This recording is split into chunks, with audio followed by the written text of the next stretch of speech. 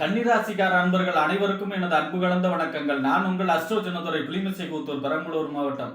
குரு அதிசார பலன் கன்னிராசி குரு அதிசார பலன் 2025 நிகழும் மங்களகரமான விஸ்வாவசு வருடம் ஐப்பசி மாதம் 1ஆம் நாள் குரு பகவான் மிதுன ராசியிலிருந்து கடக ராசிக்கு அதிசாரமாக 49 நாள் சஞ்சரிக்க போகிறார். உச்சமாகி, அதாவது நேர்கதியில ஒரு 24 நாளும் வக்கரகதியில ஒரு 25 நாள், ஆக மொத்தம் இங்க 49 நாள் கடகராசியில குரு பகவான் உச்சமாகி சஞ்சரிக்க போகிறார். இந்த ஐப்பசி மாசம் 1ஆம் தேதியில இருந்து கார்த்திகை மாசம் 19ஆம் தேதி வரை, அதாவது 18-10-2025 இருந்து 5-12-2025 வரை இந்த 49 நாள் கடகராசியில குரு பகவான் உச்சமாகி சஞ்சரிக்க போகிறார். இதனால கன்னிராசிக்கு ஏற்படக்கூடிய நற்பலன்கள் என்ன, இந்த அதிசார குருவால் கன்னிராசிக்காரர்களுக்கு எப்படிப்பட்ட பலன்கள் ஏற்படும், இந்த கன்னிராசிக்கு இந்த அதிசார குருவால் ஏற்படக்கூடிய யோகங்கள் என்ன என்பதையெல்லாம் பற்றி இந்த காணொலியிலே பார்ப்போம். இது போன்ற தொடர்ந்து ஜோதிட தகவல்களை வரவும் தமிழ் மாத ராசி பலன்களை தெரிந்து கொள்ளவும் நமது சேனல் அஸ்ட்ரோ சின்னதுரை சப்ஸ்கிரைப் செய்து கொள்ளுங்க, லைக் பண்ணுங்க, நண்பர்களுக்கு ஷேர் பண்ணுங்க. அதாவது பாத்தீங்கன்னா ஜோதிட சாஸ்திரத்துல குரு பகவான் தான் 100% சுப கிரகம். அதாவது பாத்தீங்கன்னா 100% பாபின்னா சனி, ஆனா குரு தான் 100% சுப கிரகம்.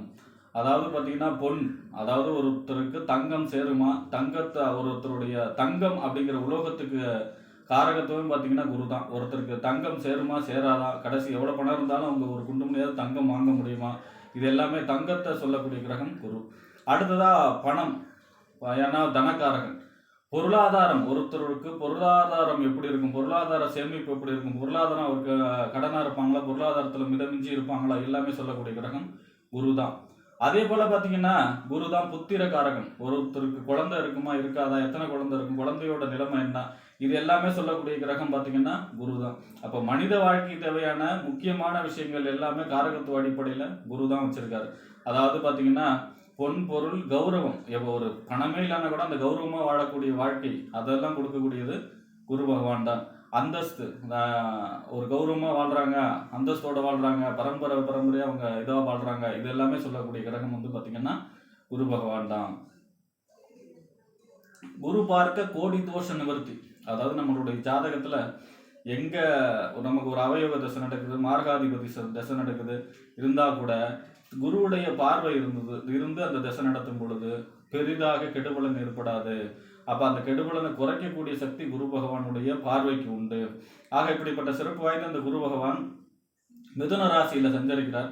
இந்த அடுத்த 2026 தான் மே மாசத்துக்கு அப்புறம் தான் பாத்தீங்கன்னா குரு பகவான் பயிற்சி ஆகிறார் கடகராசிக்கு. ஆனா இது ஒரு ட்ரெய்லர் மாரி அதிசாரமா புனர்பூச 4ஆம் பாதத்துல கடகராசியில ஒரு 49 நாள் சஞ்சரிக்க போகிறார்.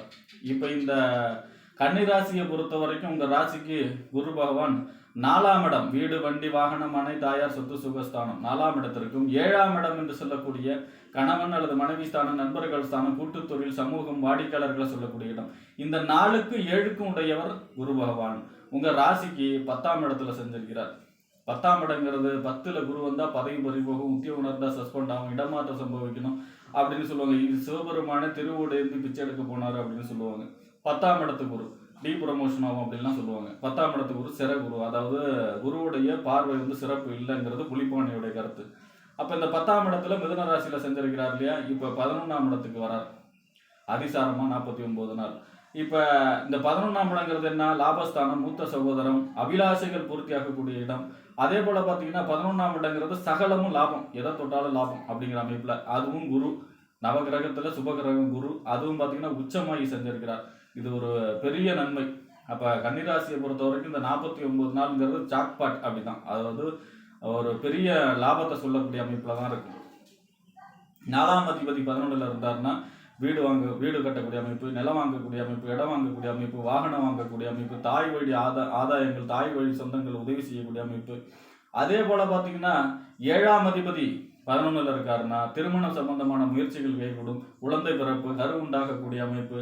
அதே போல பாத்தீங்கன்னா நண்பர்களுடைய ஆதாயங்கள் கிடைக்கக்கூடிய அமைப்பு, வாழ்க்கை துணை அவங்க வீட்டுல இருந்து உதவி கிடைக்கக்கூடிய அமைப்பு. அதே போல பாத்தீங்கன்னா சமூகத்துல பெரிய மனிதர்களுடைய தொடர்பு ஏற்படக்கூடிய அமைப்பு, நினைத்த காரியங்கள் அனைத்தும் கைகூடக்கூடிய அமைப்பு, இந்த மாதிரியான யோக பலன்களை சொல்லலாம். 11ஆம் இடம் லாபஸ்தானத்துல அபிலாஷைகள் பூர்த்தி, நீண்ட நாளா நடக்கணும்னு நினைச்சிட்டு இருக்க காரியங்கள்லாம் உடனே நடக்கிற தெய்வத்தோடைய அருளால உடனே நடக்கக்கூடிய அமைப்பையும் சொல்லக்கூடிய அமைப்பா இருக்கும். அப்ப குரு பகவான் எங்க இருந்தாலும் 5ஆம் இடத்தையும் 7ஆம் இடத்தையும் 9ஆம் இடத்தையும் பார்ப்பாரு தான் இருக்கிற இடத்துல இருந்து. அந்த வரிசையில பாத்தீங்கன்னா உங்க ராசிக்கு 5வது பார்வையாக 3ஆம் இடத்தை பார்க்கிறார். 3ஆம் இடங்கிறது என்ன? இளைய சகோதர ஸ்தானம். நம்ம ஃபர்ஸ்ட் எடுக்கக்கூடிய முயற்சி 3ஆம் இடம். ஒப்பந்தம், கையெழுத்து, கீர்த்தி ஸ்தானம் 3ஆம் இடம். அப்ப பாத்தீங்கன்னா தைரிய ஸ்தானம். 3ஆம் இடத்தை குரு பார்க்கும் பொழுது நம்ம ஃபர்ஸ்ட் எடுக்கக்கூடிய முயற்சி 3ஆம் இடம் இல்லையா? அப்ப குரு பார்க்கிறாருன்னா என்ன? எந்த ஒரு விஷயமும் தடை இல்லாம நடக்கும். எடுத்த எடுப்புலயே நடக்கும். முதல்ல தடைப்பட்டு அப்புறம் நடக்கிற அமைப்பு எல்லாம் கிடையாது. எடுத்த எடுப்புல எல்லா காரியங்களும் நடக்கும் இந்த அதிசார குரு பயிற்சியால. அடுத்ததா இளைய சகோதர வழி அனுகூலங்கள் கிடைக்கும். புதிய ஒப்பந்தங்கள் கிடைக்கக்கூடிய அமைப்பு. பத்திரப்பதிவு, நிலம் இடம் வாங்கக்கூடிய பத்திரப்பதிவு நடக்கக்கூடிய அமைப்பு. அதாவது உங்களுக்கு ஒரு ஏதாவது அரசு சம்பந்தமா கான்ட்ராக்ட் எதிர்பார்த்துறவங்களுக்கு அந்த கான்ட்ராக்ட் எல்லாம் கிடைக்கக்கூடிய அமைப்பு. கீர்த்தி, உங்களுடைய புகழ், அந்தஸ்து, கௌரவம்லாம் உயரக்கூடிய அமைப்பாக இருக்கும். மிகச் சிறப்பான பலன்களையே செய்யும். அடுத்ததா 7வது பார்வையா உங்க ராசிக்கு 5ஆம் இடத்தை பார்ப்பார். 5ஆம் இடங்கிறது என்ன? புத்திரஸ்தானம். புத்தி, சிந்தனை, செயல்திறன், பதவி, விளையாட்டு இதெல்லாம் சொல்லக்கூடிய இடம் 5ஆம் இடம். இந்த 5ஆம் இடத்தை 7வது பார்வையை பார்க்கறதுனால 5ஆம் இடம் காதல் ஸ்தானம். காதல் ஏற்படக்கூடிய அமைப்பு, காதலில் வெற்றி பெறக்கூடிய அமைப்பு. 5ஆம் இடம் புத்திரஸ்தானம், குழந்தை பிறப்பு, கரு உண்டாகக்கூடிய அமைப்பு. அதே போல பார்த்தீங்கன்னா 5ஆம் இடங்கிறது பூர்வ புண்ணியஸ்தானம். அதாவது பூர்வீகம் சம்பந்தமான ஏதாவது பிரச்சனை இருந்தாலும் இப்போ எல்லாம் முடிவுக்கு வரக்கூடிய அமைப்பு. உங்களுக்கு ஏதாவது ஒரு பதவி, பொறுப்பு கிடைக்கக்கூடிய அமைப்பு. உங்களுடைய சிந்தனை, செயல்திறன்லாம் மிகச் சிறப்பாக செயல்படக்கூடிய அமைப்பு. இந்த மாதிரியான அதி அற்புதமான பலன்களுக்கு குடும்பத்திலே சுப நிகழ்ச்சிகள் எல்லாம் நடக்கக்கூடிய அமைப்பாக இருக்கும். அடுத்ததா உங்க ராசிக்கு 9வது பார்வையாக உங்க ராசிக்கு 7ஆம் இடத்தை பார்க்கிறார். 7ஆம் இடங்கிறது வாழ்க்கை துணை ஸ்தானம், கணவன் அல்லது மனைவி ஸ்தானம், நண்பர்கள் ஸ்தானம், கூட்டு தொழில், சமூகம், வாடிக்கையாளர்களை சொல்லக்கூடிய இடம். இப்போ இந்த 7ஆம் இடத்தை பார்க்கறதுனால திருமணம் சார்ந்த முயற்சிகள் கைகூடும். 2வது குழந்தை 7ஆம் இடம். அப்போ 2வது குழந்தை பிறப்பு, கரு உண்டாகக்கூடிய அமைப்பு இருக்கும். நண்பர்கள் வழி அனுகூலங்கள் இருக்கும். அதாவது பார்த்தீங்கன்னா நண்பர்கள் ஏதாவது ஒரு வாய்ப்பை சொல்லுவாங்க. அதே போல பார்த்தீங்கன்னா தொழிலில் வாடிக்கையாளர்கள் பெருகக்கூடிய அமைப்பாக இருக்கும். அதே போல பார்த்தீங்கன்னா 7ஆம் இடத்துல சனி இருக்கிறார். கன்னிராசியை பொறுத்தவரையும் கண்டக சனி கொண்டே போகும் அப்படிம்பாங்க. இந்த சனியுடைய கெடுபலன் குறையும். நேராக 7வது பார்வையா அந்த ராசியை பார்க்குறாரு இல்லையா? அப்போ சனி சுபத்துவம் அடைகிறார். சனியை 9வது பார்வையை பார்க்கறதுனால சனி சுபத்துவம் அடைகிறார். கண்டக சனியுடைய பாதிப்பு இந்த 49 நாளைக்கும் கன்னிராசிக்கு நடைபெறாது. அப்போ பார்த்தீங்கன்னா சனி சுபத்துவம் அடைகிறார். அப்போ பார்த்தீங்கன்னா உங்களுக்கு கண்டக சனியோட பாதிப்பு இந்த 49 நாள் நடக்காது. இது ஒரு ஜாக்பாட், இது ஒரு சிறப்பான நிலை. குரு 11ல் இருக்காரு. சனியோட கண்டக சனி பாதிப்பு நடக்காது. அடுத்து 5ஆம் இடத்தை பார்க்கிறார், 7ஆம் இடத்தை பார்க்கிறார், 3ஆம் இடத்தை பார்க்கிறார். அப்போ 11ஆம் இடத்துல உச்சமாகி சந்திருக்கிறார். இந்த காலம் அப்படிங்கிறது கன்னிராசியை பொறுத்த வரைக்கும் இது ஒரு பொற்காலம். அடுத்த குரு பயிற்சி இது ஒரு ட்ரெய்லர் மாரி. அப்போ பார்த்தீங்கன்னா கூட்டு தொழிலில் வெற்றி, வாடிக்கையாளர்கள் பெருகக்கூடிய அமைப்பு, பெரிய மனிதர்களுடைய தொடர்பு ஏற்படக்கூடிய அமைப்பு.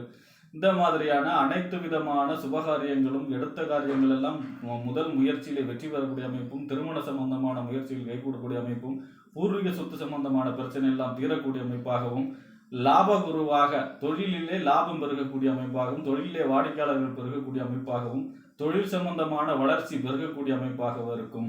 லாபகரமான மனிதர், லாபகரமான மனிதராக மாறக்கூடிய அமைப்பு. அதே போல நீண்ட நாளாக நடக்கணும் அப்படின்னு காத்துக்கிட்டு இருக்கிற விஷயம்லாம் தெய்வத்தோட அருளால் உடனே நடக்கக்கூடிய அமைப்பாகவும், இந்த 11ஆம் இடத்து குரு அதிசார குரு 49 நாளைக்கு கன்னிராசிக்காரர்களுக்கு இந்த ஐப்பசி 1ஆம் தேதியிலிருந்து கார்த்திகை மாதம் 19ஆம் தேதி வரை நடைபெறும் என்று கூறி விடைபெறுகிறேன். நன்றி, வணக்கம்.